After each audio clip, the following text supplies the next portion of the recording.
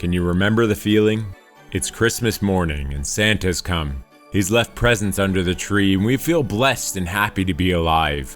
But what we're most excited for comes in a small rectangular package that hopefully isn't a book.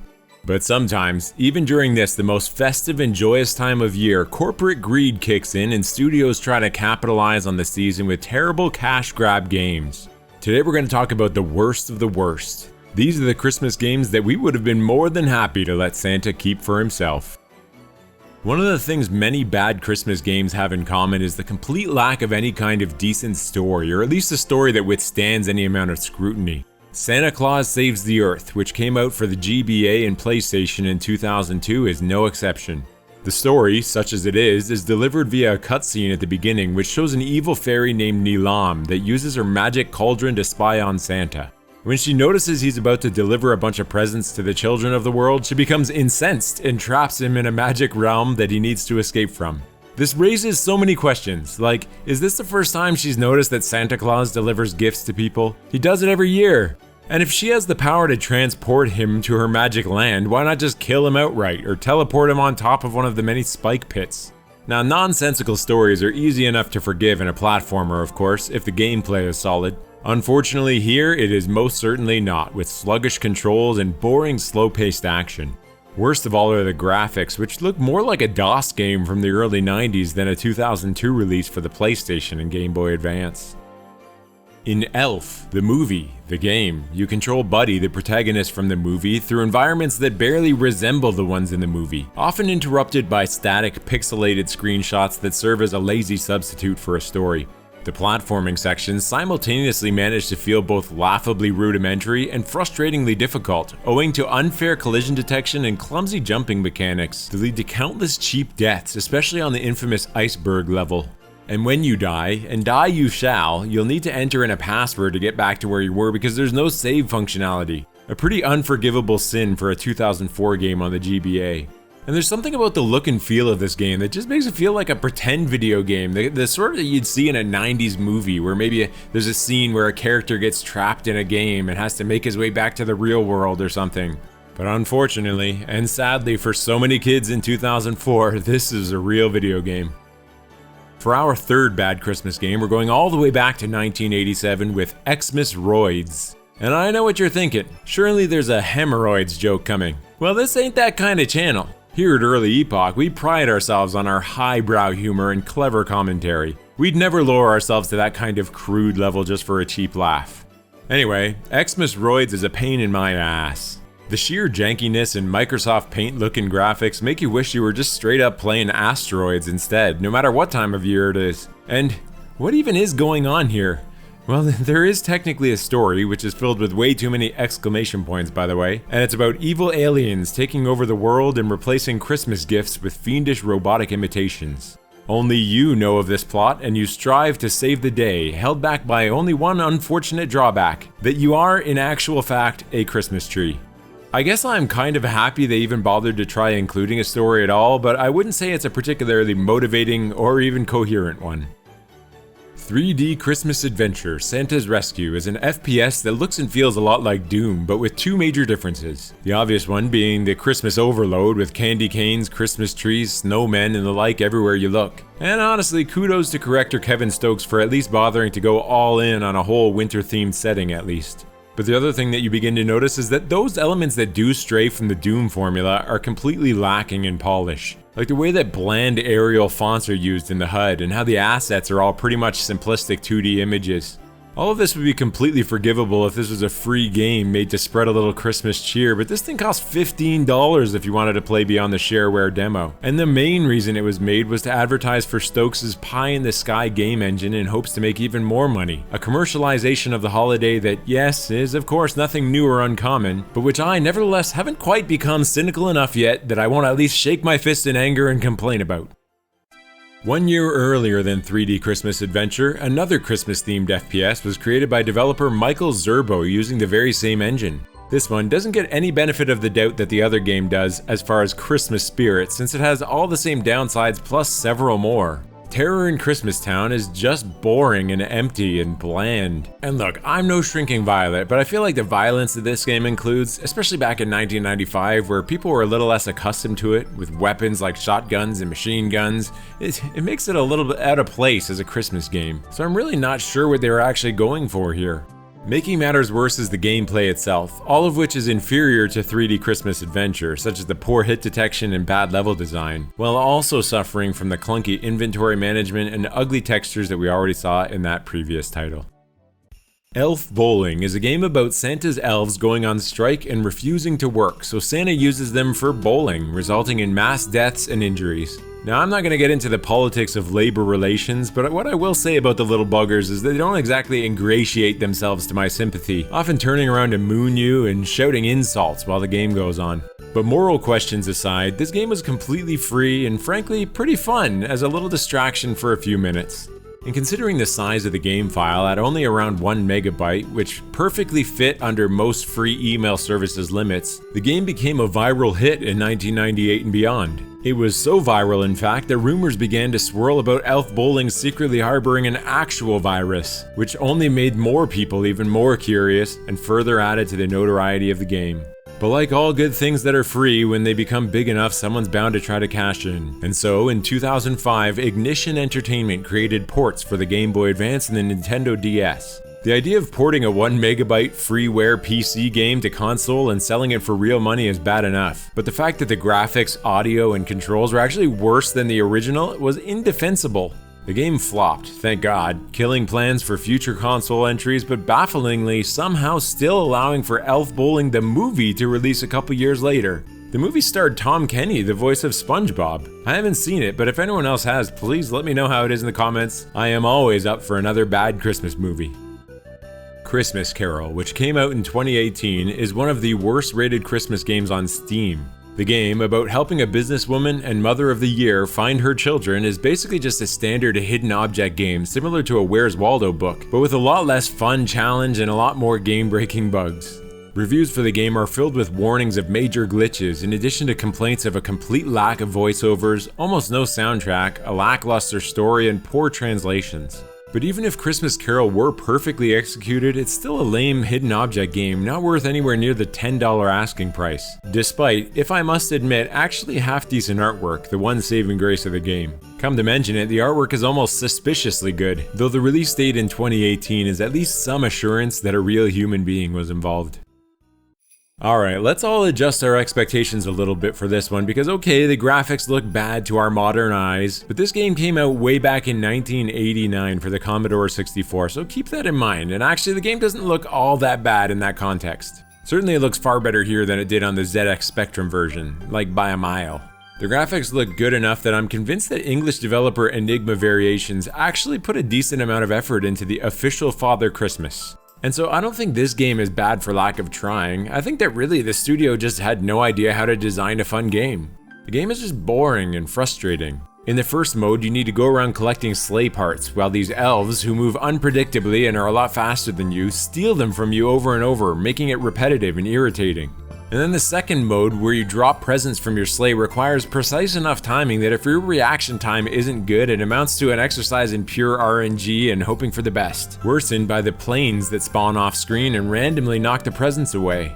It's a short game if you manage to master it, and it's brutally punishing and dull if you don't, making it not worth playing for anyone, really. Duke Nukem Nuclear Winter is an official DLC that amounts to essentially just standard Nukem fare, but with Christmas elements kinda randomly thrown in.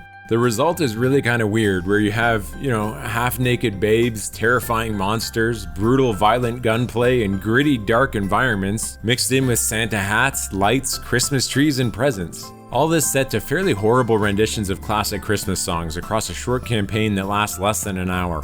There's a serious lack of content for a DLC that costs a ridiculous $25. There are no new voice lines, no new weapons, and even some of the maps are reused from other episodes. The plot is bizarre and inconsistent, centered around a brainwashed Santa, aliens, and a feminist elven militia. And the cutscenes are truly awful, especially when you consider that this came out at the tail end of 1997, around the same time developers like Blizzard were working on games like StarCraft, which featured groundbreaking cutscenes that blew everyone away. Even the level design and gameplay suffered, with rooms overloaded with a ridiculous amount of trip mines and unbalanced enemies that just made the game unfun. Santa's Speedy Quest looks like a half-decent game that someone came up with during a weekend game jam. And if that's what it was, it wouldn't be on this list. But by allowing games like this onto their storefronts, platforms like PlayStation Store are contributing to a system that has real detrimental impacts on the industry. Well-meaning parents or unsuspecting children, mainly those who don't have a whole lot of money to spend, buy these games hoping to build the same kinds of memories that many of us take for granted. Only what they get instead is slop, with no originality, low production values, floaty, unresponsive controls, arbitrary difficulty spikes, distorted audio, and a whole host of other complaints. The assumption here is there's gotta be at least some kind of vetting by Sony, Microsoft, or Nintendo. Surely if they're willing to put a game in front of us, it's at least gotta be a passable attempt by a real studio, people assume. And yet the shovelware problem persists, and it sinks to an even lower level when the games try to cash in on Christmas at the same time. Oh well, at least Santa's Speedy Quest is a cheap platinum if you're into that kind of thing. For everyone else, it should be a hard pass. The next 3 games in a row are all gonna be Grinch games. The iconic green anti-hero can't catch a break when it comes to video games, as unfortunately he seems prone to the kind of greedy cash grabs that many uniquely identifiable characters do. And if we're being honest, this problem extends beyond gaming, since many of the Grinch movies are equally bad. One such game, loosely based on one such movie, is 2000's The Grinch. And when I say loosely, I really mean it. The game has almost nothing to do with the Jim Carrey movie, other than the fact that both were trying to capitalize on the same IP to make a quick buck. Of course, I'm not saying the game would be much better if it were faithful to the movie, but at least it would have made a little bit more sense. Instead, what we got is a mess of a game where whole environments don't even resemble the wintry atmosphere of Whoville and its surroundings. It looks like a furry green biped merely resembling the Grinch is going around in a barren wasteland, not doing much of interest in order to provide just enough filler to justify the game price. Like, what even is the point of any of this stuff? It doesn't add to the story, what little story there even is, and it certainly doesn't instill any Christmas spirit. All of these complaints amount to minor gripes though when compared to the most obvious problem. This game just looks like absolute crap. The graphics are an assault on the eyes. They're so low quality, glitchy, and downright ugly that it makes it impossible to focus on any other aspects of the game. It's clear almost no effort was put into The Grinch by Canadian dev Behavior Interactive, who used to specialize in this kind of low-quality tie-in trash before luckily redeeming themselves later on with half-decent games like Dead by Daylight. A little bit of Christmas magic there, maybe. Our second Grinch game is 2007's How the Grinch Stole Christmas, which is exactly what it sounds like. This one is a 2D stealth game where you play as the Grinch and you try to steal Christmas. And that's pretty much the whole concept. As you can imagine, it gets old fast, which is a good thing because it's over fast as well, with a paltry amount of content that takes almost no time to finish. The most unfortunate part of this game for me though is it seems like it should have just been a mini-game for a much bigger game about the Grinch. Part 1 of what eventually includes the redemption arc we all know and love from the original story. But instead this is it, you just play as the bad Grinch and the whole game is about trying to steal from the poor Whos. You get like a 2-second sentence that pops up on the screen at the end about how Christmas went on anyway, and that's, as far as a happy ending, all they give you. Almost as if they realized with 5 minutes to go before the shipping deadline that the story of the Grinch isn't supposed to actually encourage people to steal presents. Unfortunately, it looks like the exploitation of the Grinch IP for bad games isn't going anywhere anytime soon, since as recently as 2023 we got the latest example from Casual Brothers Limited called The Grinch Christmas Adventures. The most glaring problem with this iteration of the Grinch is the price. Gamers are a lot more sensitive to pricing as a signal of quality than they used to be. So when you price a game solidly in AA territory, you're setting expectations pretty high, and Christmas Adventures fails to achieve anywhere near that level of quality. The sluggish animations and character movement, generic sounding music, and basic unchallenging gameplay are all common complaints. But all of that pales in comparison to the biggest problem. The game is over in an hour or two, which makes the high price tag feel like a highway robbery. Casual Brothers wasn't done as far as Christmas titles with this one, as they'd return in 2025 with the Elf on the Shelf Christmas Heroes. But like our lovable Grinch, their hearts do seem to have grown a few sizes in the interim, because by most accounts that game is actually a pretty decent little game. And if there are still issues with simplicity and pricing, it's a lot more forgivable this time since it's obviously marketed towards kids. So if you're considering one of these two from this developer, go with that one instead. Why do non-violent video game options from the 90s often have to be so ugly and boring? It's like Christian rock. It's a sad bastardization of something the other kids get to experience the full joy of. Such is the case with point-and-click adventure game Santa's Secret Valley. If I'm a parent in 1995, I don't have the heart to give my kids this garbage, and if I'm being honest, I think there are perfectly fine options out there in this genre from devs like LucasArts that, while they might have a few humor elements that probably go over the heads of some kids, are broadly age appropriate for most. Heck, I'd take my chances letting them play Leisure Suit Larry over this.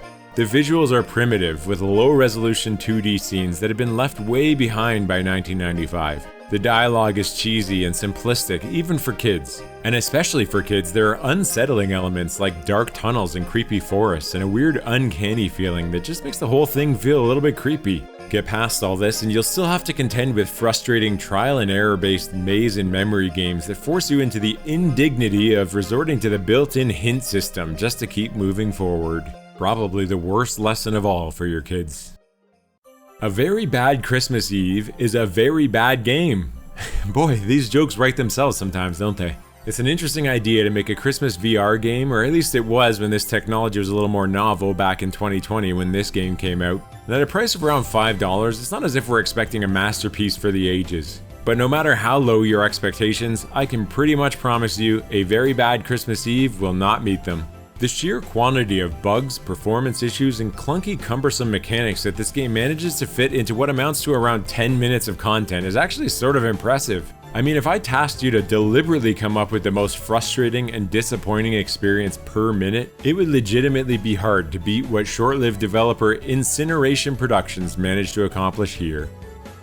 1996's Spud is another one with a premise that does sound like they could have done something fun with it. You play as Santa's grandson and set out on a quest around the world from pole to pole to rescue him amidst strange enemies like evil pixies, penguins, polar bears, and dragons. BBC Radio Computer Show said of Spud at the time, "A great game lies in the belly of the beast. It's absolutely barmy." I'm not sure, but I think that means they liked it. But there are several severe problems here that detract from the experience to the extent that it's gone down in history as one of the worst Christmas games ever. The puzzles often include illogical, tedious elements like long-term item hoarding and trial and error save scumming mechanics to progress. And despite having over 200 locations, which features prominently in the game's marketing, progression is rigidly linear, and the fetch quest structure is very repetitive. And like others on this list, the game suffers from a bizarre tonal whiplash where you've got cutesy childish graphics that you're relaxing and kind of enjoying one second, and the next there's a shockingly gory death scene where someone's impaled by a spear or a bunny explodes. I guess the shock value is kind of the point, but it puts you in a pretty niche category where you better execute on gameplay and story well enough to attract a hardcore fan base, something Spud definitely fails to do. You gotta give credit where it's due, so first I'll address the one obvious positive about 2010's Rudolph the Red-Nosed Reindeer. The visuals here admittedly do well capture the spirit of the original TV special. In fact, for those of you who aren't into stop-motion video, like my wife, who protests annually when we inevitably reach Rudolph in our long list of Christmas movies to watch, the graphics of the game might actually be an improvement over the source material. But that's where the positives end, because other than appearances, this game is a blatant cash grab with almost nothing to it. The game boils down to 4 crappy minigames, each lasting 1 or 2 minutes, meaning the game can be beat in a grand total of 10 minutes or so.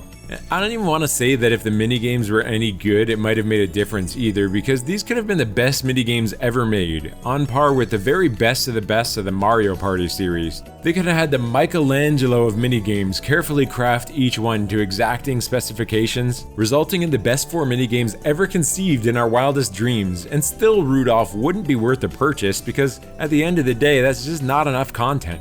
But of course, the minigames are not good. They are in fact bad minigames, with zero challenge or variety that amount to little more than repetitive button mashing or auto-success tasks. So if your wife can stomach the stop-motion animation, I highly recommend you just stick to the movie. Like with Rudolph the game we just talked about, you have to admit the visuals of Santa Claus is Coming to Town, which came out 1 year later, don't do a half-bad job of capturing the feel of the original movie. The 2 games were published by the same company, Red Wagon Games, a subsidiary of Crave Games out of Newport Beach, California that mainly focused on such budget titles before going bankrupt in 2012. Unlike the previous game though, this one at least tries to cover the events of the TV special via a number of platforming levels. The levels are basically just straight paths with minimal jumping challenges and no real risk since there's no death state, so you can progress mindlessly without paying any real attention to the screen. Now you might say, well, this is a kid's game, it's supposed to be easy. And I'm not some elitist who's gonna tell you that no, kids should be forced to muddle through friggin' Contra or Battletoads, or else they're not allowed their dinner, to toughen them up and force them to fully appreciate the art form and prepare them for the harsh reality that is human existence. Ahem. But on the other hand, this sort of brainless slop feels like it just swings way too far in the other direction, making Santa Claus is Coming to Town feel like an unfinished mess, which isn't helped by the finicky motion controls, pointless side quests and collectibles, and overall technical sloppiness. Santa's Christmas Gift Quest is another good example of the kind of shovelware that would have been impressive if it were part of a 48-hour game jam, or created by some kid in Scratch 10 years ago. But as a real game they charge actual money for on the biggest online platforms, this one moves into a category where I can't help but lob some well-deserved criticisms at it. There's no innovation to this game, which is just a 2D basic collectathon, but set in snow-themed levels with holiday assets slapped in to try to gin up sales once a year. It's the most basic concept you could come up with, and it's one that's so played out that unless you bring in either some unique mechanic that's never been tried before, or strong level design, or beautiful pixel graphics, or something, there's literally no other reason to play it.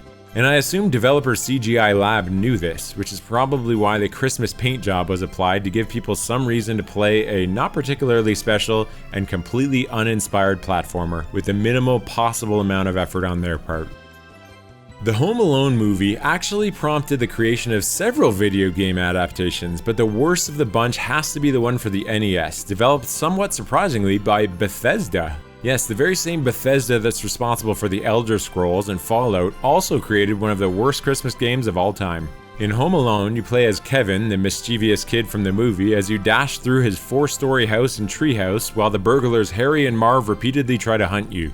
You need to last for 20 real-life minutes until the police show up, while Harry and Marv respawn endlessly, so you're forced to look at the same dull circuit of rooms over and over again, dropping identical traps in set spots with nothing new to discover as you go. But it's not even the kind of boring repetitiveness you can just sort of zone out and relax to, because the two enemies close in way too fast from off-screen, catching you even if you're paying close attention and playing perfectly, ending the run and forcing you to start over, and over, and over.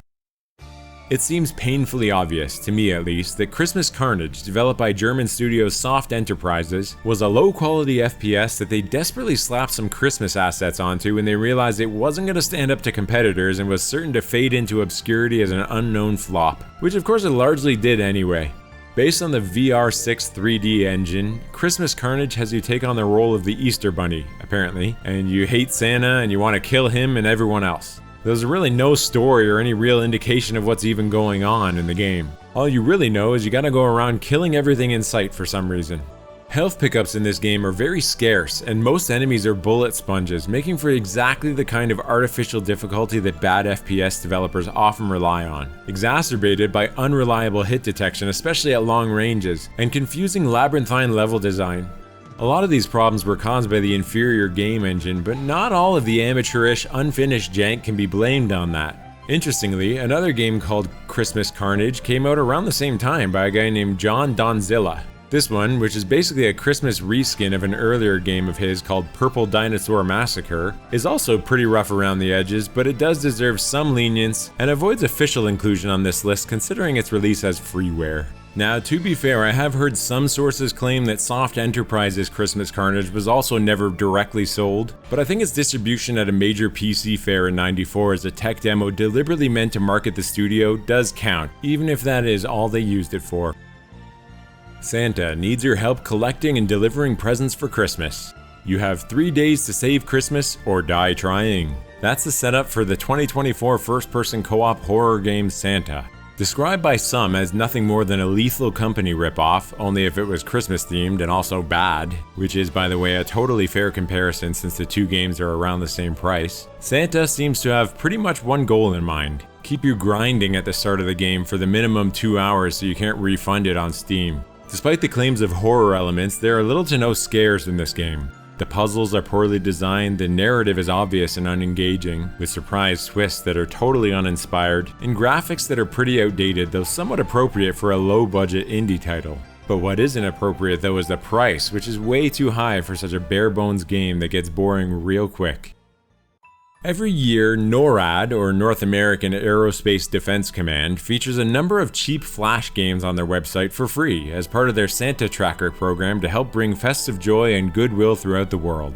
Some of the games are as bad as you might think, but some are surprisingly fun and addictive. Why am I talking about this? Well, these games published by an American-Canadian bureaucratic military organization created in the 50s for free easily compete with the minigames in We Wish You a Merry Christmas, a Wii game that saw a physical release in North America and Europe in 2011. The idea of the developer Panic Button, which had recently been founded by 4 former Acclaim and Midway employees, thought that they could actually charge money for a collection of games this basic borders on outrageous. These do not look like Wii games. It would be generous to say that these are even in the same league as most Super Nintendo games.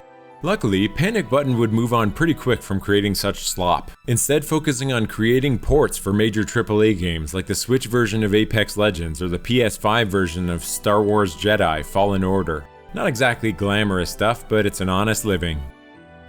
Have you ever wanted to play a platformer where you take on the role of an advertising executive in a full suit and tie, collecting milk and cookies across monotonous, pixelated winter-themed platforming levels? If so, then boy have I got the game for you. The Santa Claus 3, The Escape Clause, if it isn't obvious, is based on the movie of the same name. For fans of the movie series, and I do consider myself one, this entry is considered by far the worst one, so I suppose it's fitting in a way that the game would equal it in its inferiority. It's one of those games that feels paradoxically both simultaneously way too long, owing to repetitive and hollow levels that lack any kind of variety and are a slog to get through, and extremely short considering you can beat the game in under an hour. Sure, you could take your time and revisit levels for all the collectibles and minigames, but this feels like more of a boring chore that only the most stubborn completionist would embark upon. The camera is slow and lags behind you, the HUD vanishes unnecessarily whenever you haven't picked up an item recently, and the platforming is way more difficult than it needs to be since most of the surfaces are iced over and slippery, even indoor ones like the Toy Workshop level. Cap it all off with a confusing, poorly told plot that skips major events, and an unforgettable, unremarkable soundtrack, and you've got an experience that I hate to say it is even worse than the movie. Pay attention to the year of release down in the corner because otherwise you might be thinking, hey, for a game with early 3D graphics, this doesn't actually look half bad. But the empty and plasticine looking Save Christmas with Santa came out in 2024, meaning rather than nostalgic sympathy, it deserves instead our derision and scorn. And unlike the other multi-platform shovelware games we've covered so far that at least had the common decency and self-awareness to charge only a couple of bucks for their games, this one is asking a hefty $10. I mean, I know inflation got a little out of hand in the past few years, but if this is all you get for $10 nowadays, then things are going to be pretty thin under the tree this year. The controls are horribly unpredictable with no reliable depth perception, and since there's no player shadow, gauging your landing position is a total crapshoot. And the controls are also slippery, the camera is unreliable, and the difficulty spikes unpredictably. I've seen better 3D platforming on random Minecraft parkour servers. Save Christmas with Santa has no redeeming qualities and is a shameless cash grab pure and simple. That this is obviously targeting children and families who will grow tired of it guaranteed before the sun sets on December 25th, either because of the annoying difficulty or out of sheer boredom, ought to land Slovak developer Zakim on the naughty list forever. Carrying on with the theme of 3D platformers, we'll jump next to Santa's Story of Christmas on the PC. This is the only game I could find by indie developer Spinix, but it's worth noting that there are both an online casino and a mobile casino game dev of the same name. I haven't been able to definitively confirm that either of these is connected in any way, but let's just say it wouldn't exactly surprise me since it would be very much on brand for a company that preys on people's gambling addictions to charge $12 for a game this lousy. Santa's Story of Christmas has a lot of the same problems we saw in the last 3D platforming game, with a few more piled on, like Santa's unnaturally slow movement and janky low-effort animations that somehow find a way to strain your hardware. I mean, when you're playing a game that looks like this and your GPU fans start spinning, you start wondering things like, am I mining Bitcoin right now? But here's the wildest thing, and honestly it makes me wonder if I'm the bad guy here or if I'm being too harsh. The game's Steam news page shows continual updates every year since release, bringing improvements to gameplay and fixing bugs. Is it possible that this game is actually an earnest attempt at creating a really good Christmas game by a legitimately passionate small developer? Maybe it's the Christmas spirit hitting me, or maybe I've had too much eggnog or something, but I want to give Spinix some credit here, and I wish them luck in the future. Who knows, maybe one day Santa's Story of Christmas, or a follow-up title by the same studio, will be a holiday must-play. Stranger things have happened. And you know what? It's 60% off on Steam as of the release of this video, so... And believe me, I'm not sponsored by this terrible game, but if you want to go give it a shot and let me know how it goes, I will update everybody on the consensus. Let's switch gears entirely and go back to a soulless corporate cash grab where I feel most at home. Publisher THQ is usually good for one of those, and they deliver yet again with 2004's The Polar Express. Critics and players alike lambasted it for being far too simple and short to be any good for adults, but unsuitable for kids as well because it's far too frustrating at times. So the game fails on all fronts and appeals to essentially no one. The core gameplay is a repetitive string of uninspired half-baked minigames that feel directionless, clunky, and lacking cohesion, like a rushed hack job with no overarching flow to tie it all together. Like so many other games on this list, it clocks in at a pitiful 1 to 3 hours, making it a very low value since the game retailed for around $30. Think about that for a second. You're basically talking about a price tag of $10 to $30 per hour to play this thing. That's more expensive on a per hour basis than a trip to Disney World. And I've been to Disney World, let me tell you, this ain't it. The low poly models, stiff animations, and blurry textures fail to capture the beauty of the movie in any way, and the voice work, including a laughable Tom Hanks impersonator that sounds nothing like him, is maybe the worst part of all. The Polar Express is a mere shell of the movie's vast potential, devoid of artistic merit across the board. Days Before Christmas is a bit of a controversial pick because, as you can see, this is undoubtedly the best looking game on this list. Published by Sunsoft, Days Before Christmas was developed by Funcom, a Norwegian developer who'd later go on to become a fairly major player in the MMORPG space with Age of Conan, Anarchy Online, and The Secret World. While the game does have a level of polish and care that's absent in many other bad Christmas games, what unfortunately shines through is, I think, a lack of experience in these early days of Funcom.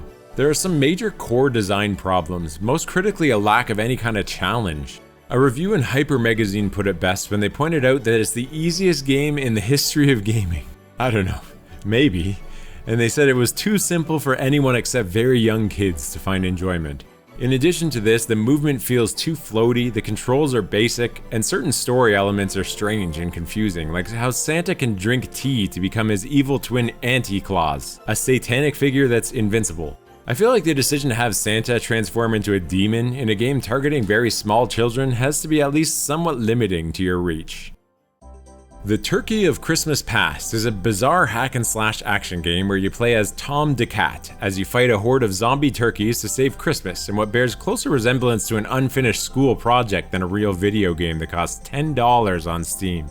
The game amounts to mashing one basic attack repeatedly against the same 3 or 4 enemy types for about 2 hours, with no collectibles, no loot, nothing to look at in the drab environments except low-quality Unity assets with reused models. At launch, way back in 2016, there were repeatable and obvious glitches like falling through floors, forcing you to restart the game. Some of these occur right at the start of the game, and to this day these bugs are still there because the developer, Dynan Studios, about whom I could find absolutely zero reference anywhere online, has never bothered publishing any updates to the game. You had to know a Die Hard game was going to make it onto this list, eh? After all, the movie is one of the greatest Christmas movies ever made, and believe it or not, there have been no fewer than 7 distinct video games based on the franchise. When I'm researching for one of these videos, I usually look around and see what other similar videos have said, and I was surprised to learn that a lot of people actually include the first of the Die Hard games, published by Activision in 1990, in lists of bad games. But if you take the time to play it, which I recently did on the NES, you'll find that it's actually a really good, fun game and a fairly faithful recreation of the movie. It holds up well. But what holds up a lot less well, though, is 2002's Die Hard Nakatomi Plaza. The 3D environments are blocky and seem too large and empty, and the endless gray corridors are a little too realistic in how unremarkable they are as the undecorated innards of an office building. The rigid and unnatural character models give off an inescapable feeling of low production quality, especially during the cutscenes that are supposed to mirror scenes from the movie. And there are myriad other problems like bad frame rate drops and choppiness whenever there are more than a couple enemies on screen, a linear and predictable storyline, of course, and stupid enemy AI that makes the game too easy. We can debate about whether this game truly is a Christmas game or not, but one thing's for sure, it is a bad game. Thanks for having a little bit of fun with me on this one. I want to take a second to thank everyone who supported us here at Early Epoch in this, our first year on YouTube.